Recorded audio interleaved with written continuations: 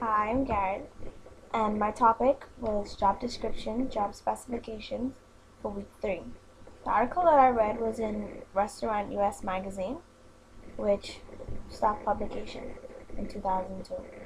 So this article basically talks about job descriptions and why there's the importance of them in the food service industry.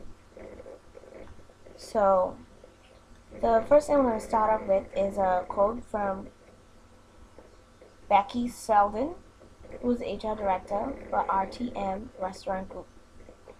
And her quote says, "Creating job descriptions may seem like a tedious task, but it is extremely beneficial to have them in so many ways," which is so true after I've discussed the things in the article. So, in the article, it states how job descriptions can be very useful from a legal standpoint. They can serve as a defense against discrimination due to the fact that they list the job qualifications and the idea of documents you need and the certain functions that a person needs to do for the job. Okay, the article also states that you should be specific in job descriptions and that you should determine essential from non-essential functions. An example of this is a waiter or server. That an essential function in a job description for a server should be taking orders and serving food. And that should be the top thing there. The article also states specific details should be emphasized in job descriptions. And specific details contains 5 main elements, which are the title of the immediate supervisor, the position of the job, the tasks of the job, and the competencies of the job. And it says that it's also important for the person who is writing the job description to be very familiar with the job for legal purposes, once again, especially with the ADA.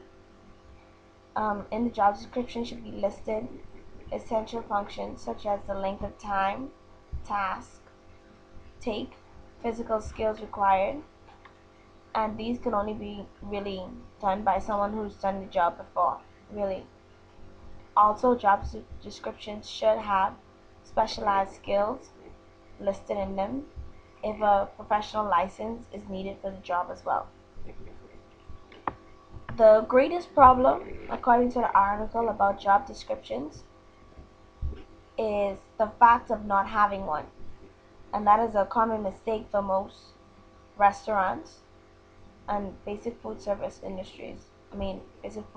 companies.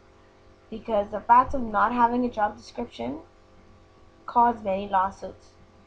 And they would, because someone can argue that they're doing their job when there is not a job description, so you can't really say what their job is specifically. The article states that most lawsuits come from low-paid jobs in the food service industry because no one takes time to write what a job description is for the lower jobs. So this one has the most lawsuits because of discrimination claims. And last but not least, it is also important that descriptions be reviewed by an attorney to meet federal and state laws. And this is especially for the jobs that are considered exempt, such as a sous chef or a restaurant manager, because they're paid on salary and not wages. So the Department of Labor also looks to see if their job duties fall under exempt work. So these are just the basic stuff, or basic skills needed for job descriptions.